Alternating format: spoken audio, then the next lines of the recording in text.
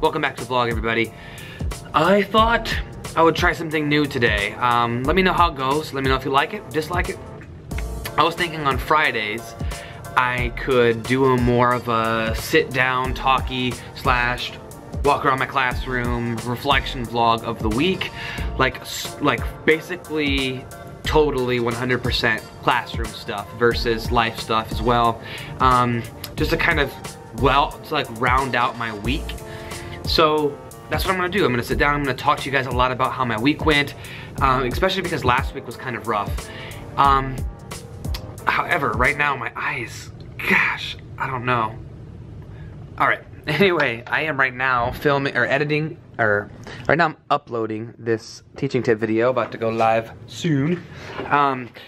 My room is kind of messy. My room is kind of messy. Forgive me if it's all shaky. I'm using old Reliable, my G7X, instead of the new camera because I forgot the battery at home on the charger. So this is the old Reliable, this is the G7X. Might be a bit shaky for you, but classroom after a week of learning, right here. I have the most amount of students I've ever had right now that care so deeply in their bones about where they are in line. Like, why? Ooh. Kristen's on her way home. I don't know why they care so much about where they are in line, but I don't know if you guys have this problem too or not, but just like pushing and shoving and wanting to be first or wanting to be last, like, please. So I'm gonna have permanent line positions starting next week. You're always in the same spot no matter what. The only problem with that is what if a kid's not here, then you have to count for that, but I'm just tired of it. So I'm just gonna have permanent line spots. I've never had to do that before, so it's a little bit concerning, but you live and you learn and you just gotta do with what you can. So I would say my one big takeaway from this week would be it's all about your attitude. Everything you do can come down and be broken down into your attitude towards your children, your attitude towards your lesson, your attitude towards other teachers, just your attitude in general. Everything comes down to having a positive attitude. That's where the acting piece comes in, because let's be realistic, we don't always have the best attitude. It's not always gonna be that you are having a good day at home, or something's not going, you know, you might have something going wrong in your personal life, but at the end of the day, honestly, we just have to be actors sometimes. We just have to really, we're on stage. We are on stage all day long. We have to have our A game, because as soon as you don't have your A game, you lost them. So, but I would say if I had to rate this week on a scale of 0 being butts, to 10, I would say a solid 6.5. So some good and bad. Being my birthday yesterday was kind of threw things off just a little bit, because we did a lot of fun, exciting things, and they were very excited about it, so it was hard to kind of contain their enthusiasm, and there was some talking and stuff like that, but pretty good week overall. I really do want to stress the positivity in your voice, your tone of voice, everything. And that's where getting enough sleep comes in hand. That's where diet and exercise come into hand, because you've got to be good with yourself so that you can be good for your kids. There's no other way around it, you guys. It's a taxing job. I was talking to a colleague the other day, and she was saying kindergarten and first grade teachers are so tired at the end of the day because of how many decisions we have to make. Every decision we make takes a little bit away from our energy, and we make hundreds and hundreds of decisions all day long, so you need your sleep. I'm gonna try to get to bed earlier this next week. Just a little bit more sleep, I think, will be right where I need to be. I also want to emphasize things that I feel like I do that are different than other teachers, because I don't want to always just give cliche advice, and I want to make sure that I can add value to you, something that's different. And something that I feel like is truly different about me that I consciously work towards is having a minimalist classroom. So let's take a look at a few of my areas. I'll just show you and talk at the same time. This is a bookshelf right here that was cluttered, but now everything there I use on a daily basis. Nice, neat, organized, writing folders. A tornado apparently came through here, the cubbies, but work boxes, all the work neat and organized. I don't have a lot of excess stuff. Almost everything I have, I use. Everything nice and organized. You know, the thing about it is,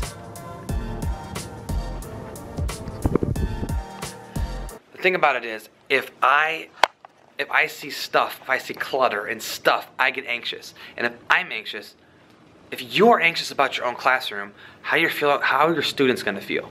Your students wanna feel safe. If your room is cluttered, if your room is a cluttered hot mess, it is time to spring clean. I'm telling you, it'll make a huge difference. And although the lights are on right now, that's so I can film, I also leave my lights off all day long with some of these. I've got a light here and a light over there. I try to utilize the natural light as much as possible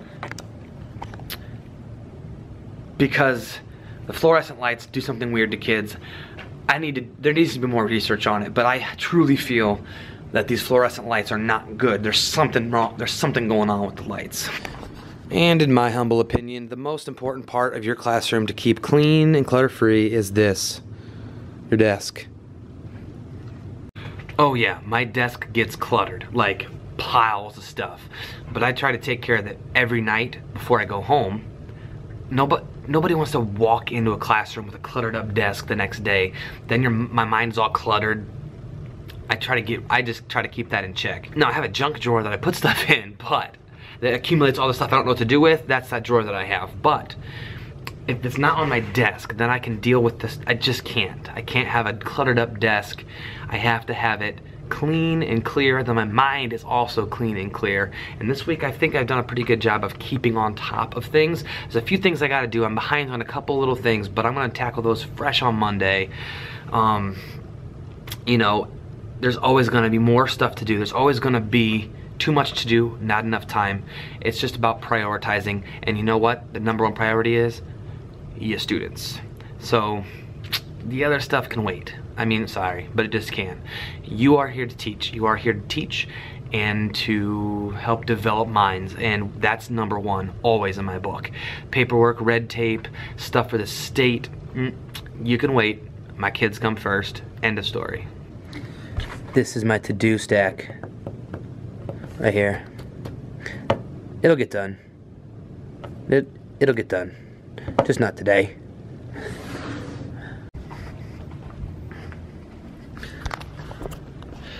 Dopey's a real big hit. I did a teaching tip video on Dopey here. Watch that, I'll link it up. My kids love Dopey, making fun of Dopey specifically. The other day I was like, well, you don't want to be that Dopey, and some kid goes, yeah, he sells stinky socks on Main Street. Yeah, he does this, and they make other stuff up too. Yeah, he probably does that.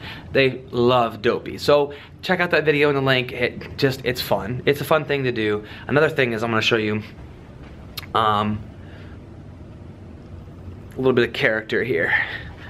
Got Wonky Table. This is Wonky Table, who's supported by this little guy here. Otherwise it wiggles. So you gotta make do with what you gotta do. Now I probably could get a work order in to get this fixed, but quick fix, it works.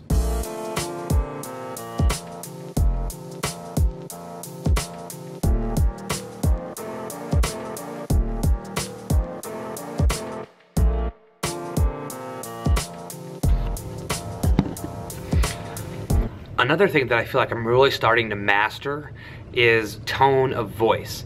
So the strategy is called strong voice. And where I get a lot of my strategies that I use and adapt is from a book called Teach Like a Champion.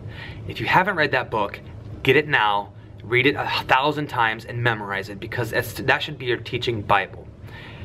Strong voice is using a strong voice that is not yelling, but it is forceful and it commands respect. When you talk in a weak, frail voice, students aren't going to pay attention. When you talk in a loud, strong, commanding voice and use clear directions with the smallest amount of words you can, students will listen more often than they won't. Strong voice should not be confused. Strong voice should not be confused with yelling, though. It's different. It's all in your tone. Strong voice and yelling can be it's a fine line, because it can be the same voice level, right? But yelling is different. Yelling, you're out of control. The kids can sense your anxiety levels. Strong voice, you're not anxious. You are in control. You are in command. So that's something that I've been really working on, is commanding that strong voice, and I'm going to continue next week to really try to polish that up. So next week, unfortunately, I'm going to be out for a training on Friday, so I don't get a full week with my kids again. But I really am looking forward to polishing up a lot of the things I've been working on. And just so you know, my teaching tip videos are things that I'm actually purposefully working on as well. They're either tips that I have found that worked in the past, or they're tips that I'm actively working on right now. So, I mean, yeah, it was a much better week. But see, this week was a 6.5. Next week, I'm shooting for a 7. And I really, it's like I'm starting to feel the pressure of the end of the year, like meeting our goals academically. And I've been focusing so much on behavior that it's go time. Like, it is absolute go time, and I'm starting to feel a little bit of that pressure and anxiety. But, you know, that's what I feed off of. I'm a type of person that I feed off deadlines, and I'm a procrastinator. So, like, I won't do something until the last minute, because I need that push, I need that edge, I need that pressure on. So now I'm feeling that pressure. It's like, it is absolute go time. We have got to get those sight words down. I'm wrapping up addition right now. It's time to start pushing subtraction. It's time to get them reading more complex texts and writing multiple sentences. It is go time. This is the most exciting part of the year for me, because it's really when I get to see the growth. It's really when the light bulb just goes boom for some kids that I didn't even expect. One of my girls, out of nowhere, is just flying high right now, and I love it. This is the best time of the year for that academic rigor to be bumped up, and I would argue it's my favorite time of the year. It's that pressure's on. It is go time. So I'm gonna be back at it again next week. I'm so excited for next week, a fresh week. Start brand new on Monday.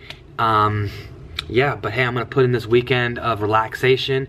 I'm gonna be spending some time with family and friends, just chilling out tonight when we get home. We're gonna have a very restful, rejuvenating weekend and getting right back at it. I urge you guys to do the same thing on weekends. Recharge, refresh, forget that you're a teacher just for a little while, guys. But I'm gonna leave you right here for today. I hope you guys like this style of vlog for Fridays. If you do like it, give it a thumbs up so next week I'll know, hey, you guys liked this. Or just comment, hey, Mr. Thain, we like this one. If you didn't like it, if you didn't like this style, let me know. Maybe not again, because hey, this is for you guys. So, hey, find your gift, share it with the world. You are worth it, and see you guys tomorrow.